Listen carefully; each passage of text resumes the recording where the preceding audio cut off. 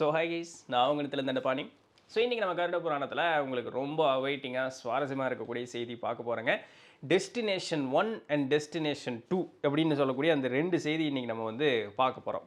என்ன அப்படின்னா, வழக்கமாக நமக்கு கருட புராணம் அப்படின்னு சொன்னால் என்ன தெரியும் இல்லையா? நம்ம வந்து முன்னாடியே பார்த்துருப்போம். உடல் விட்டு அந்த ஆன்மா பிரிஞ்சு வந்த உடனே ஒரு 4 நிலைகள் நமக்கு ஏற்படும் அப்படின்னு பார்த்துருப்போம்.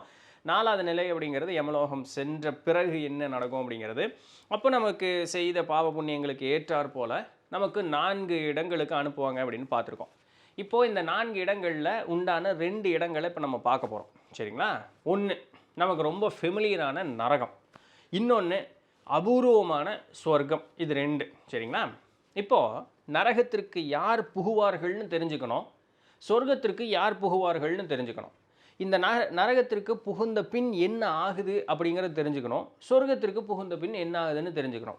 இது அவசியம் இல்லைங்களா? அப்போ தான் நம்மளுடைய வாழ்க்கையை நம்மளால் சரியாக கொண்டு போக முடியும். ஏன்னா யாருக்கு தான் நரகத்திற்கு போகிறக்கு பிடிக்கும்? எல்லாம் சொர்க்கத்துக்கு போகணுன்னு விருப்பப்படுவோம் இல்லையா?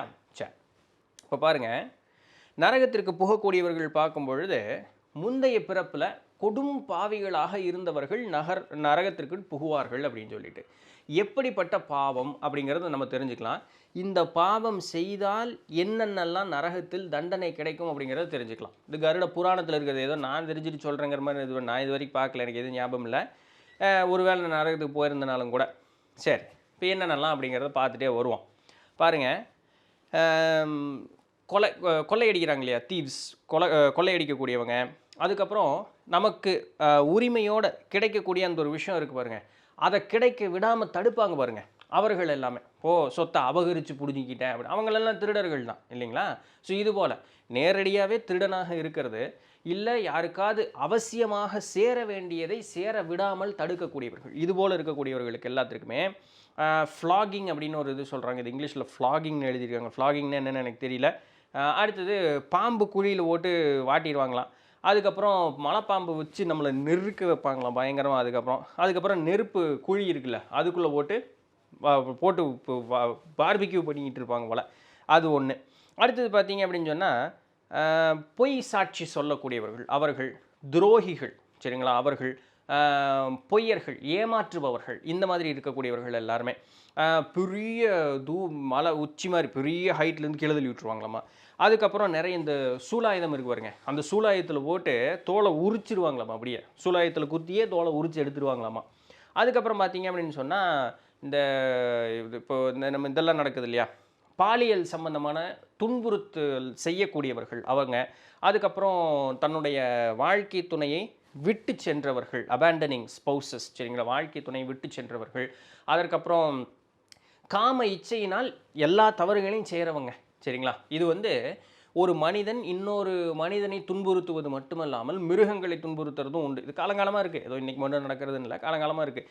இதுபோல் இந்த காம சம்பந்தமான கொடூரமான குரோதமான செயல்கள் செய்யக்கூடியவர்களுக்கு எல்லாத்துக்குமே கட்டி வச்சு திருப்பி ஃப்ளாக்டுன்னு எழுதியிருக்காங்க. மேபி தண்ணிக்குள்ளே முக்கிடுவாங்கன்னு நினைக்கிறேன், எனக்கு தெரியல.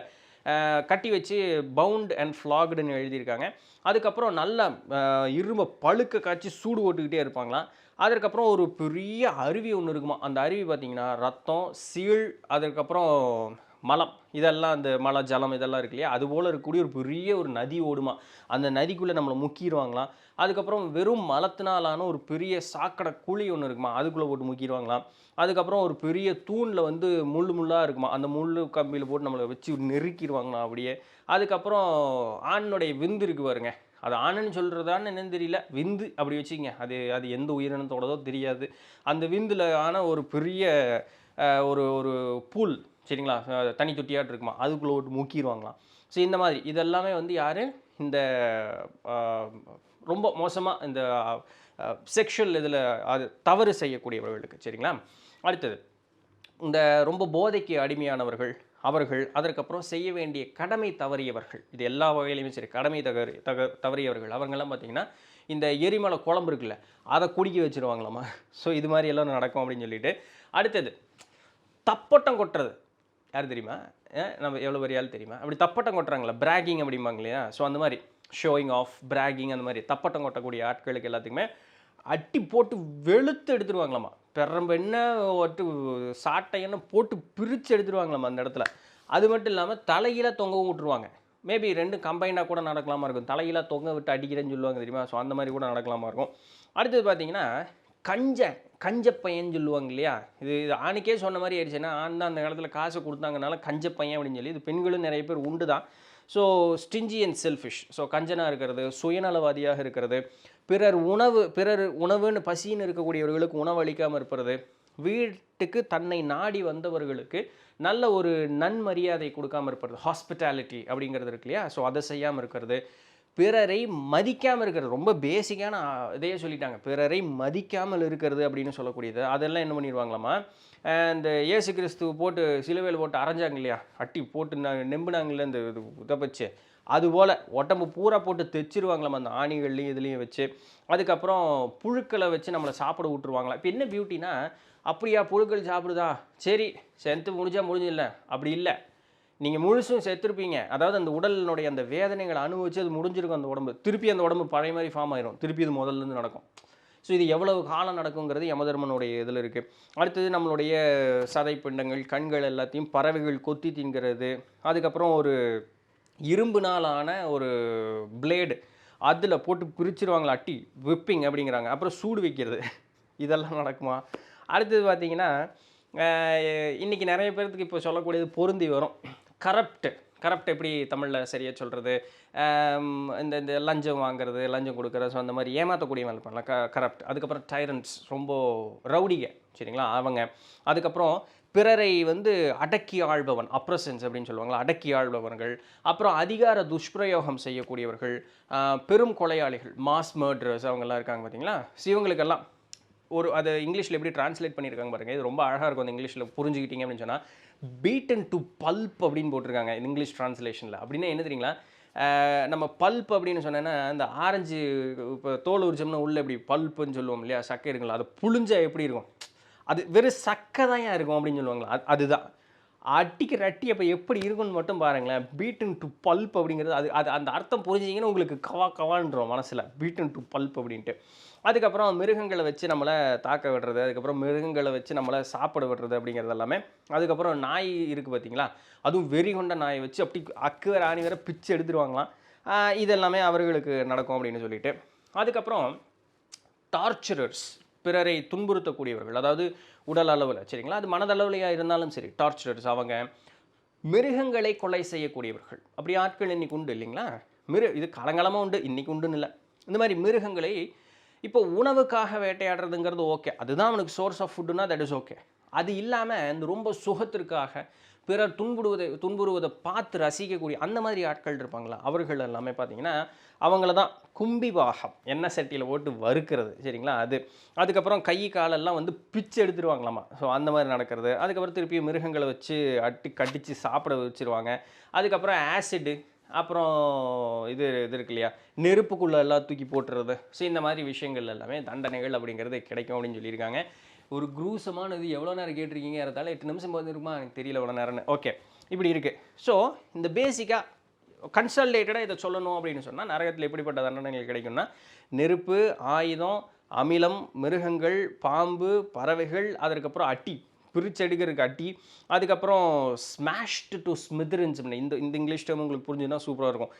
அக்கு வேற ஆணி வேற பிச்சு எடுத்துருவாங்க அப்படின்னு சொல்லிட்டு நான் ஏற்கனவே சொன்னேன். அந்த மாதிரி பண்ணுனா திருப்பியும் உடல் பழைய நிலைமைக்கு வந்துடும். இந்த அவ்வை சண்முகில கேட்பாங்களே, என்ன எதுக்குடா தெளி வச்சு அடிக்கிறீங்க அப்படின்னு. அப்போ தானடா உனக்கு தெரியும் அப்படின்னு சொல்கிற மாதிரி. ஸோ அந்த மாதிரி ஸ்மாஷ்டு டு ஸ்மித்ரன்ஸ் அப்படின்னு சொல்லிட்டு பெரிய பெரிய ஹைட்லேருந்து கீழே தள்ளி விட்டுருவாங்களாம். இது ரொம்ப நிறைய இருக்குங்க. அதை சொன்னோம்னா ஒரு மாதிரி இருக்கும் சரிங்களா? அது அப்படி இருக்கட்டும். இது வந்து இந்த மாதிரி நிறைய விஷயங்கள்ல தண்டனைகள் அப்படிங்கிறது இருக்குது.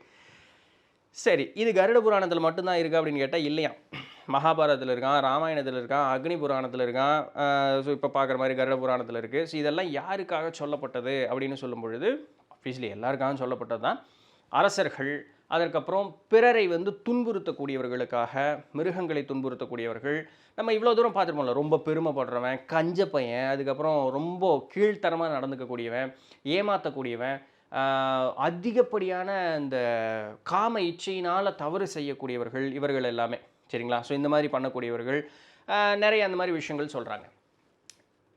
ஓகே, இதில் இன்னொரு விஷயம் இருக்குது, பின்னொரு நாள் வந்து பார்ப்போம்.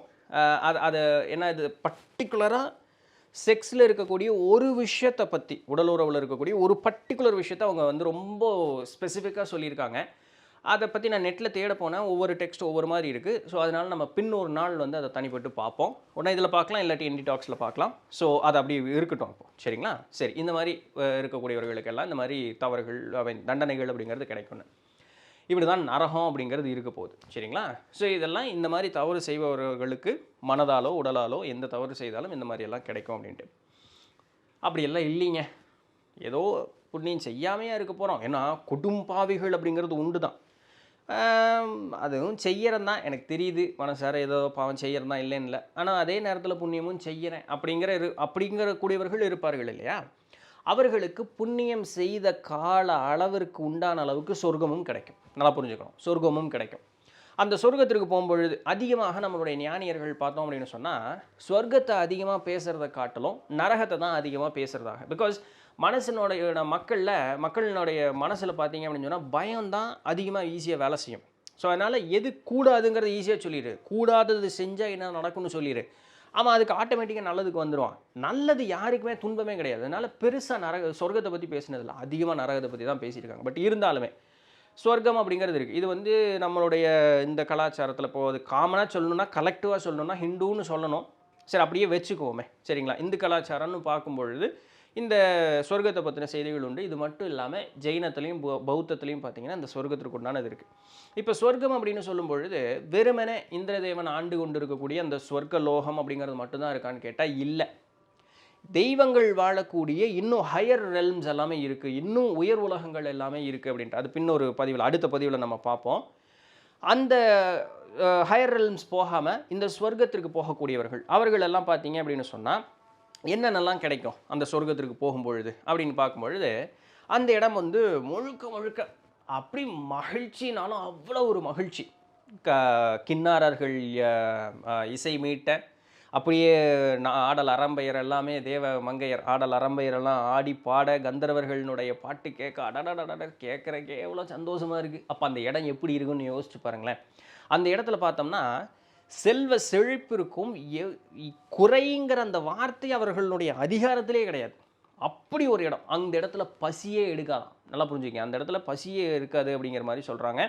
இருந்தாலும் அங்கே சாப்பிட்றதுக்கு வேணும்னாலும் விருப்பப்பட்டாலாம் கிடைக்கும், சரிங்களா? பசியே எடுக்காது அப்படிங்கிற மாதிரி இல்லை, ஆனால் உங்களுக்கு விருப்பப்பட்டது எல்லாமே கிடைக்கும். குறை அப்படிங்கிறது அந்த இடத்துல சுத்தமாகவே கிடையவே கிடையாது. அங்கே என்னென்னா, இங்கே கேட்டதெல்லாம் கொடுக்கக்கூடிய கற்பக விருட்சம் இருக்குது, அதுக்கப்புறம் என்ன காமதேனு இருக்குது, அதுக்கப்புறம் சிந்தாமணி இருக்குது, அதுக்கப்புறம் அட்சய பாத்திரம் இருக்குது, அதுக்கப்புறம் ஒரு நந்த கண்ணன் அப்படின்னு சொல்லக்கூடிய ஒரு பெரிய ஒரு அழகான ஒரு தோட்டம் இருக்குது, எல்லாமே இருக்குது. இந்திரதேவன் கிட்ட தான் இது எல்லாமே இருக்குது அப்படின்னு சொன்னாலும் இதற்கு ஒப்பான மகிழ்ச்சியை எல்லாருமே அந்த இடத்துல அனுபவிக்க முடியும் அப்படிங்கிறது. இந்த மாதிரி இருக்கக்கூடிய விஷயங்கள் கருட புராணத்தில் மட்டும் சொல்லலை, இருக்கு வேதத்துலேயும் இருக்குது அப்படிங்கிறது முக்கியமான ஒரு விஷயமாக இருக்குது. இப்போது இதில் இருக்கக்கூடிய சுகங்களை மனிதர்களுக்கு அழிக்க வேண்டும்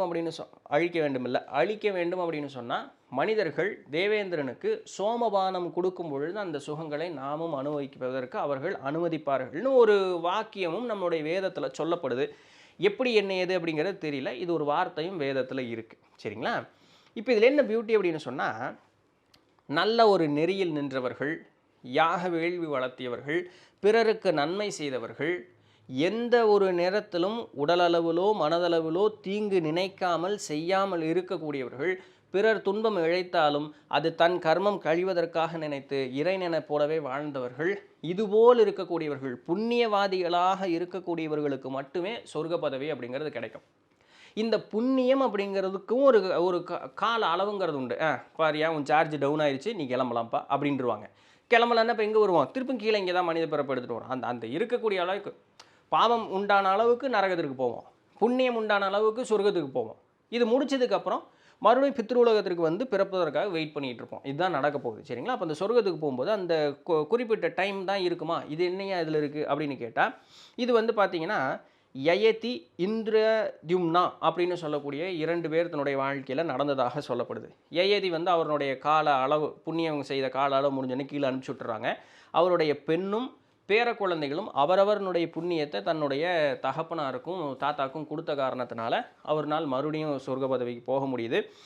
அதே பார்த்தோம் இந்திரத்யும்னா பார்த்தீங்கன்னா திருப்பி பூமிக்கு வந்துடுறாங்க. இவர் ஒரு ஆமைக்கு ஒரு நன்மை ஏதோ செய்திருப்பார் போல், அந்த பின் கதை எனக்கு தெரியல.